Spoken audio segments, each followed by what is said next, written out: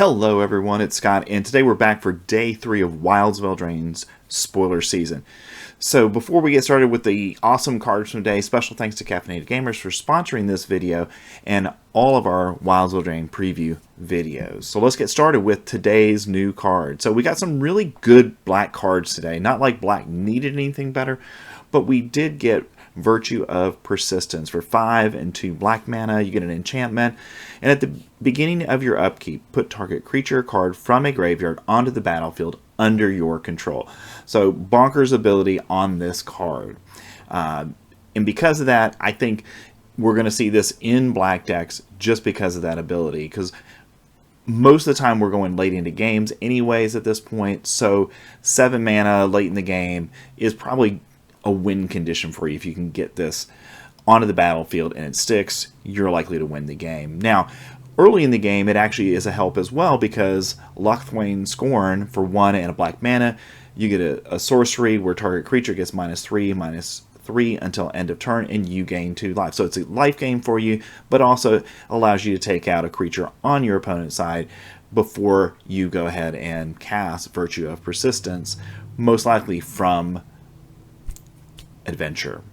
So I think this is probably right now the best card in the set that we've seen so far, because if you are able to get this down, every single turn you're getting another creature onto the board, and that is a powerful ability that it's going to be very difficult for opponents to defeat unless they have enchantment removal. Next we have Lord Skitter, Sewer King for 2 and a black mana. We get a legendary creature that's a rat noble.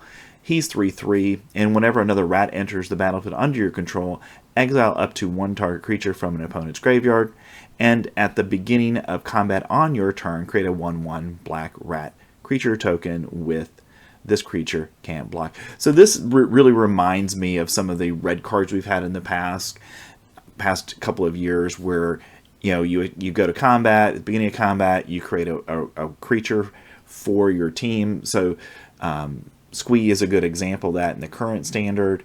The fact that this is a 3/3 instead of a 2/2 helps.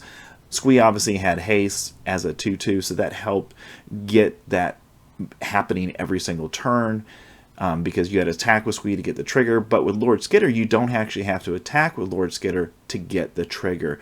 So I really like this card in a wide variety of decks, because it just brings value every single turn. You're going to get Lord Skitter, and then as a 3/3, which is not a bad body at all, and then you're going to get that repetitive opportunity to go ahead and create a 1/1 creature that you can attack with every single turn. Or because of the current way the set's rolling out, we really want stuff to be able to bargain with, and these creature tokens would then be something you could use for a bargain ability to get the added value of the bargain. So I really like Lord Skitter. I'm sure it's going to find a home somewhere in Standard.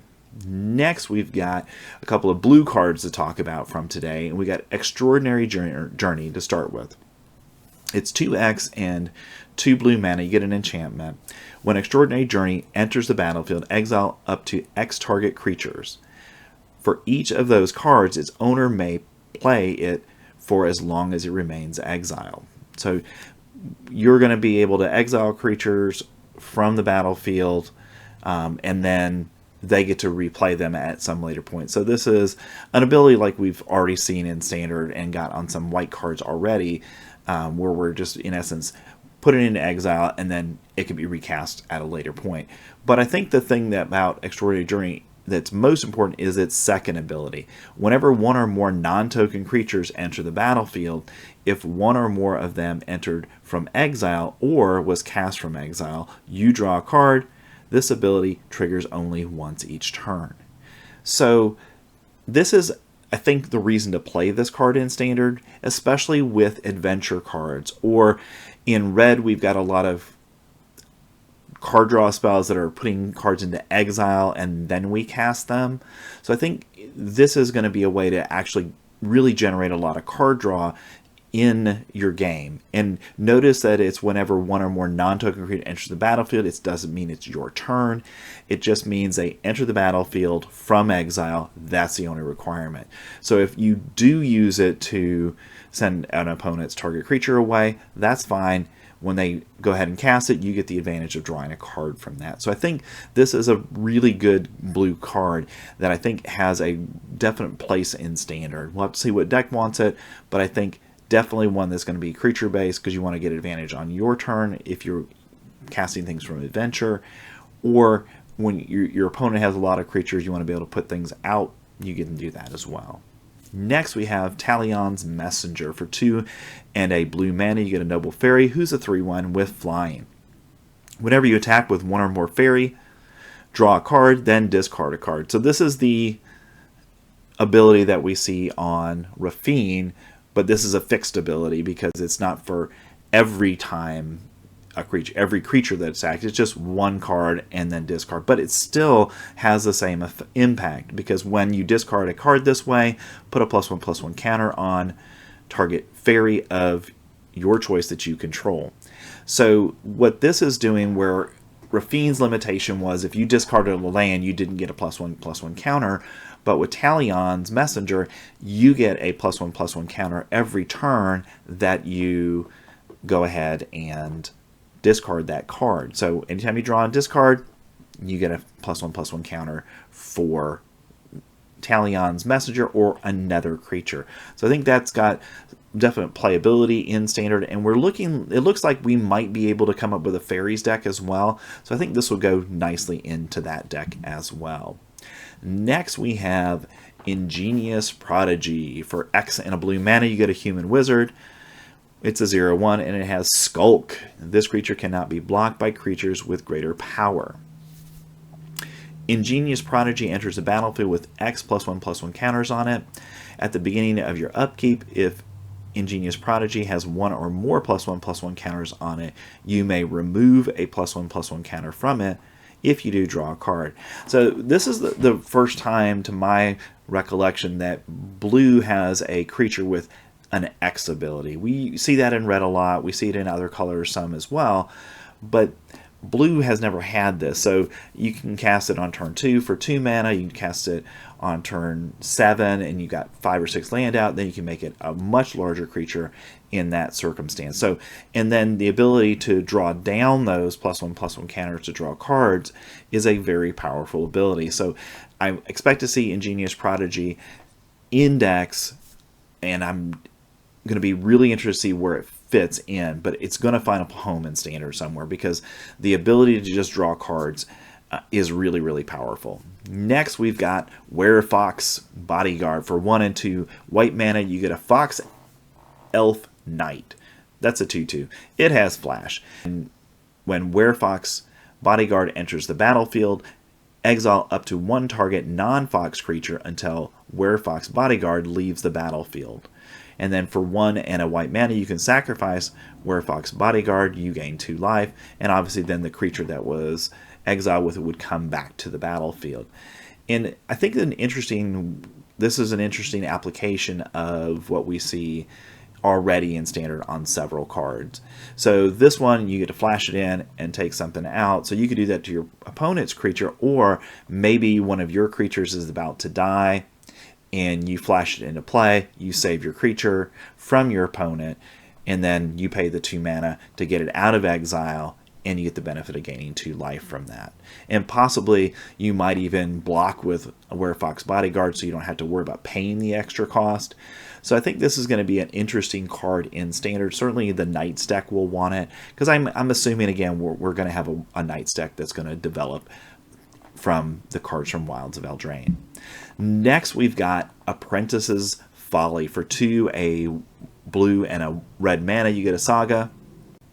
On chapter 1 and 2, choose target non-token creature you control that doesn't have the same name as a token you control. Create a token that's a copy of it, except it isn't legendary, is a reflection in addition to its other types, and has haste. On chapter 3, you sacrifice all reflections you control. So for 4 mana, you're basically getting to copy 2 creatures that have haste. The first one you copy gets to attack twice. The second one you copy will get to attack once. And that's probably, for 4 mana, that's probably a pretty good value for you in that situation. Now, specifically where this fits into a deck, that's a good question at this point, but I think it's an interesting enough ability that you could see build around with this, because, again, you can copy things that are legendary, so that could be something like you play this in a deck that is playing, say, Rafine, and now you're copying all those Rafine triggers because you got another one. You got 2 Rafines in essence in play for a couple of turns. So I can see a lot of value potentially being gotten out of this particular card. Now again, the question is, where does it fit in Standard? I think it's good enough for Standard, but the question is where it fits. Next, we've got Likeness Looter. For a blue and a black mana, we get a creature that's a fairy shapeshifter. It's a 1/1. It has flying. You can tap it to draw a card and then discard a card, so you get that card filtering ability with the card. And you also can pay X amount of mana, and Likeness Looter becomes a copy of target creature card in your graveyard with mana value X, except it has flying and this ability activate only as a sorcery. So when a card goes into your graveyard that's better in terms of toughness and power or ability than Likeness Looter, you can go ahead and basically copy it for the mana cost of that particular creature. So I think this is definitely a card that we're going to see in Standard, in those Dimir decks, potentially in an Esper deck that is really has some good creatures in it. And we know we can have things like Sheoldred and other cards that this would be great to use to copy. So I think we're going to see this quite a bit in Standard. Next, we've got our last rare of the day in Bramble Familiar. For 1 and a green mana, you get an Elemental Raccoon. That's a 2/2, and it's on adventure. And Bramble Familiar, you can tap it to add 1 green mana, and you can pay 1 and a green mana, discard a card, and return Bramble Familiar to its owner's hands. This is a very interesting card because it's a mana dork early in the game.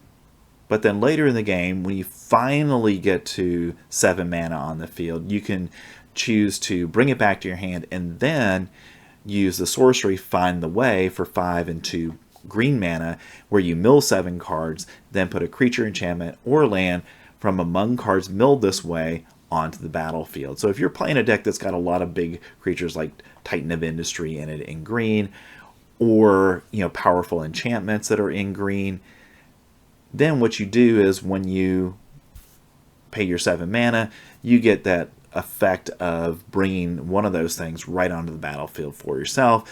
It goes on adventure again, and then you can recast Bramble Familiar again. And in essence, you could keep doing this over and over again in the mid to late game when you can pay that ability. So I like the card a lot. I think if green does have a deck that really develops in Standard for this Wilds of Eldraine season, this will be a card that definitely will be in it because it's really better than the other mana dorks that we see.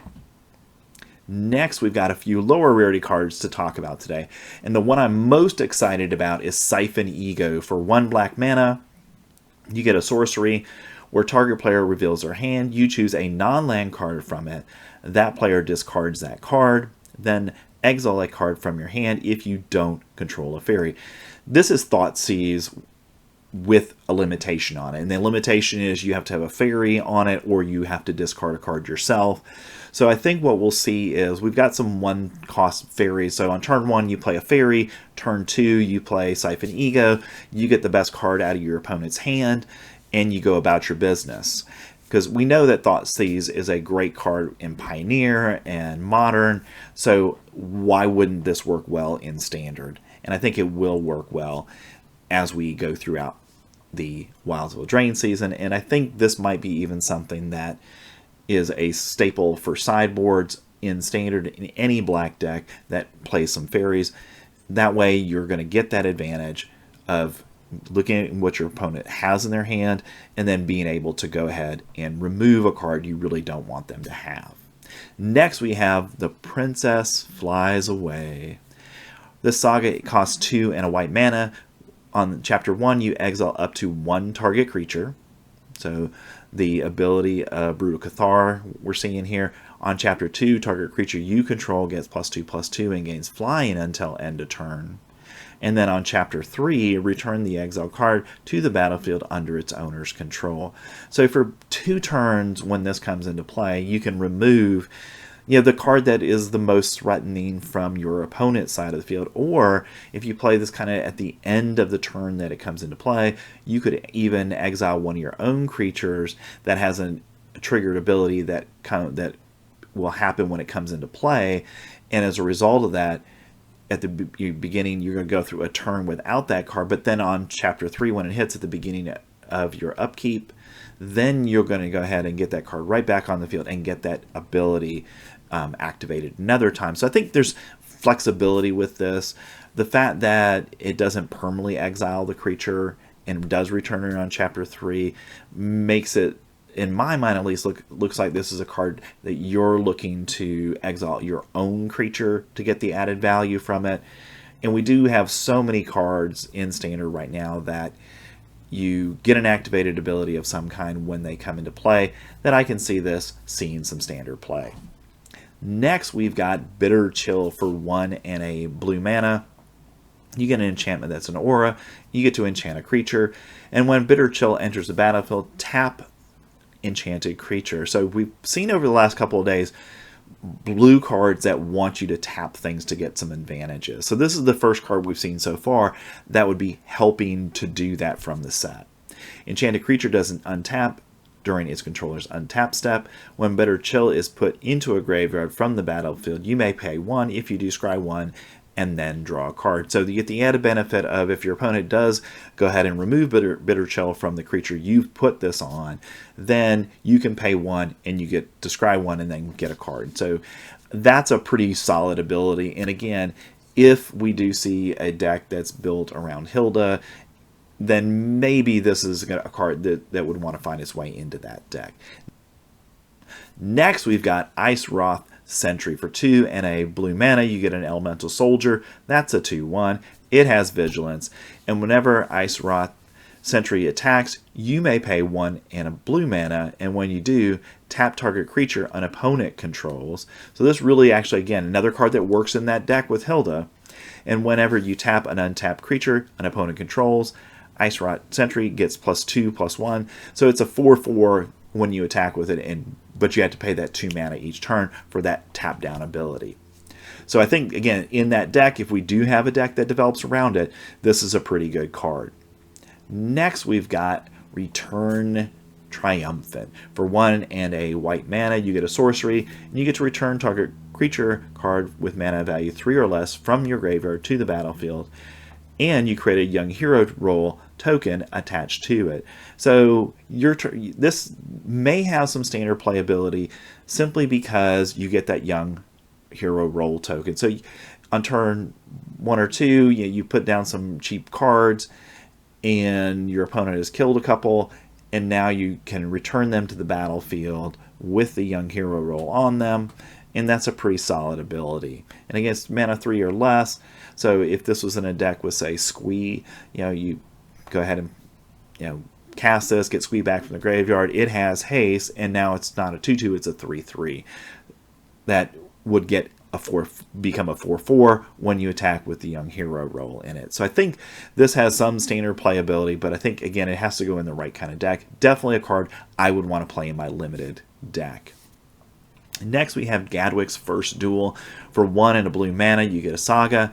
On chapter 1, you get to create a Cursed Role token attached to up to 1 target creature. On turn 2, you get to scry 2, and then on turn 3, when you cast your next instant or sorcery spell with mana 3 or less, this turn, copy that spell. You may choose new target for the copy. So this is a 2 mana, create a role, scry a couple, and then copy a spell. So for 2 mana, that's actually quite a bit to get for only 2 mana. So I think there's a chance of this seeing some Standard playability in the right kind of deck again. And I think with most of the cards that we'll talk about for the rest of the day, it's do we have the right deck for that particular card where we can really take advantage of that? Certainly we know from this set those rolls are going to be important because it gives us something to sacrifice that we would get the advantage of it later on. Next we've got Ashiok's Reaper for 3 and a black mana. You get a Nightmare, that's a 3/3, and whenever an enchantment you control is put into a graveyard from the battlefield, you draw a card. So we just talked about the fact that those roll enchantments are going to leave the battlefield regularly. So you can get the advantage of Ashiok's Reaper when you have one of your creatures that has a roll on it that gets killed. Or if you are already in a deck that does have a bunch of enchantments, then Ashiok's Reaper will be taking advantage of that every time. Now, is this standard playable right now? Probably not, because Black really doesn't need this card right now because they've got so many other good quality cards. And at the 4-drop spot, are you going to play this or Sheoldred? And I think obviously you're going to play Sheoldred.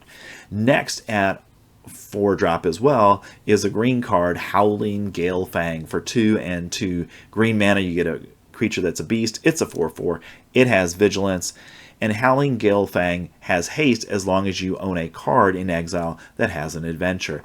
So this would go into an Adventure Matters deck where you're casting this on turn 4, you get a 4/4 with haste and vigilance, and that's a really nice card to have because the vigilance allows you to have it not only as the attacker being aggressive, but also then you have a 4/4 blocker, so it limits what your opponent can attack you with. And I think that makes this potentially playable in standard, but again, it has to be in a deck that's going to be one that has a lot of adventures in it so that you can take advantage of getting that haste. Definitely in limited, this is probably a very, very good card and will be a bomb in a lot of decks. Next, we've got Soul Guide Lantern. For 1 mana, this is a reprint. We've had this card in the past, and it's an artifact, and when Soul Guide Lantern enters the battlefield, you get to exile target card from a graveyard, so you get some graveyard removal with it. And then you can sacrifice Soul Guide Lantern to exile each opponent's graveyard, so not yours, but your opponent's. And you can pay 1 and sack Soul Guide Lantern to draw a card. So again, flexibility in a 1 mana spell.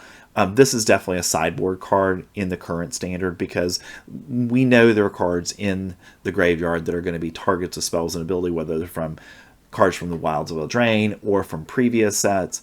So having Soul Guide Lantern as a sideboard card to deal with those kind of decks is a nice advantage for you in standard.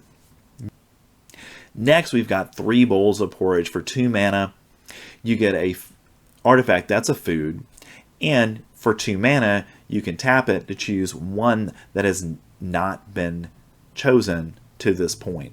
So first you could choose 3 Bowls of Porridge, deals 2 damage to target creature. You can tap target creature, or you can sacrifice 3 Bowls of Porridge to gain 3 life. So you have to put mana into it, but you get good return on investment. So 2 mana to do 2 damage to a creature. You know, that's kind of almost on par with what we see in red decks, unfortunately. So that's probably an okay ability with itself. The ability to tap a creature and then sacrifice 3 Bowls of Porridge to gain 3 life. I think that's a really good ability as well. So I think this is a card in limited you're definitely going to want to play because it has the different modes are going to all help you at some point within that game. All right, that's today's Wild of Eldraine spoilers for day 3 of spoiler season. Again, special thanks to Caffeinated Gamers for sponsoring our video. And remember to like and subscribe to get further content like this throughout Wilds of Eldraine spoiler season. I'm Scott, and I'll see you next time.